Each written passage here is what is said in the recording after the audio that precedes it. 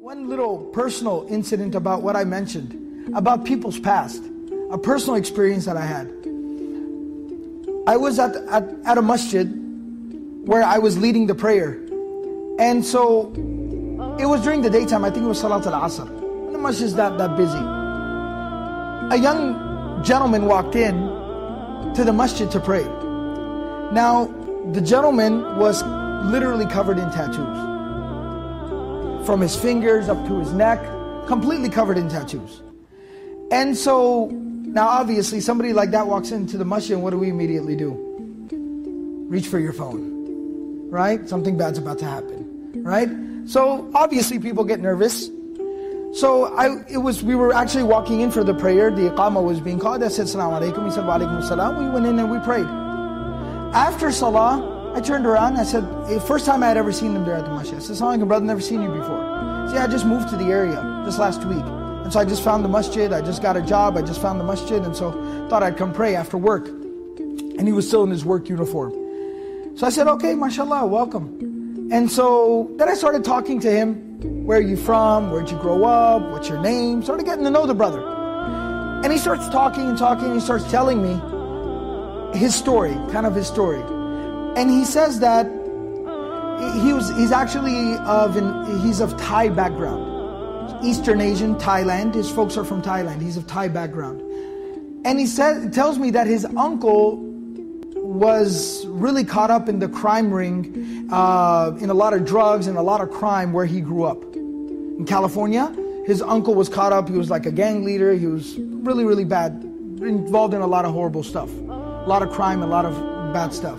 He said growing up, his mother tried to shield him and protect him from that whole the whole family history there in the family situation, but he said that eventually he joined the family business. He said like around 14, dropped out of school, started slinging drugs, selling drugs on corners, started committing crimes, started robbing people, drive-bys, the whole bit. Got involved in the whole scene. And he said by the time I was 23 years old, I'd already been to prison twice. Horrible life, just crime all the time. And he said when I was 23 years old, I was arrested for the third time. Now in California, they have 3 strikes. And you're in jail for life. That's it, you're done. So he said I was arrested for the third time, and he said I was sitting in jail at night. The next morning I was going to be presented, I was going to be arraigned, presented before the judge. And he said sitting there at night, I realized this is my 3rd strike. And he said at that moment it finally hit me, my life is over. My life is over. I'm 23 and my life is over.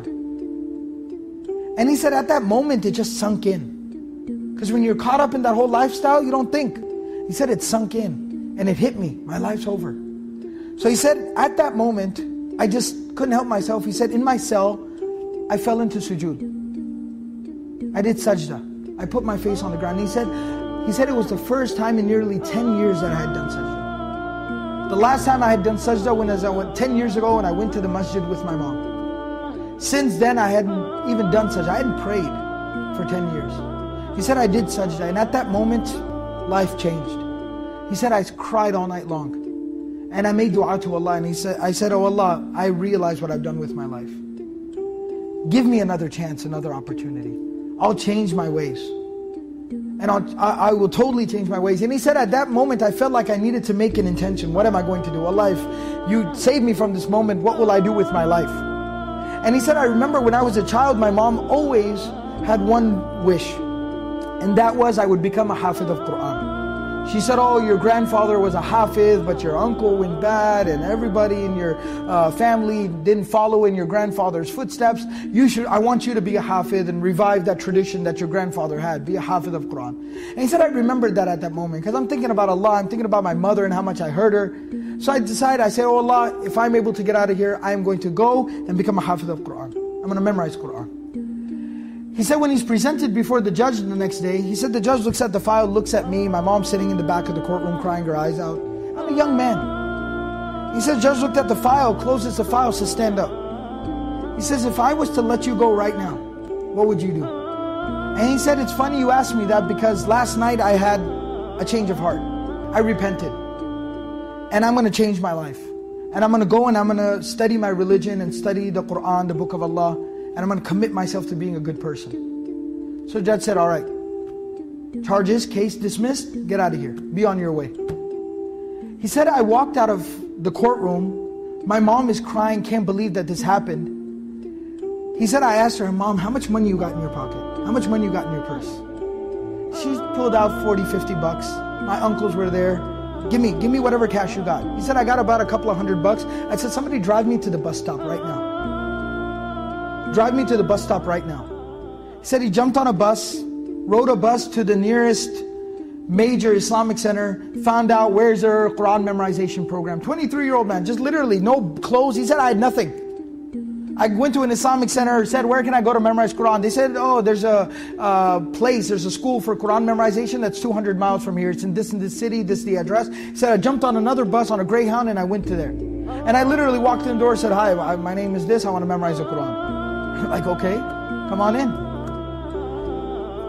The man tells me, he was 23 years old at the time. He memorized the entire Qur'an. This young man didn't even know how to read alif, ba, ta, tha. He started from scratch. He memorized the entire Qur'an cover to cover in 8 months. 8 months he memorized the entire Qur'an. I've had him lead prayer. I've heard him read. Beautiful recitation. Knows his Qur'an. And today, years later, a husband and a father. And his children, when you see his children, the adab, the character that they have, he himself personally is making his children memorize Qur'an. Amazing. People's past and what they can become.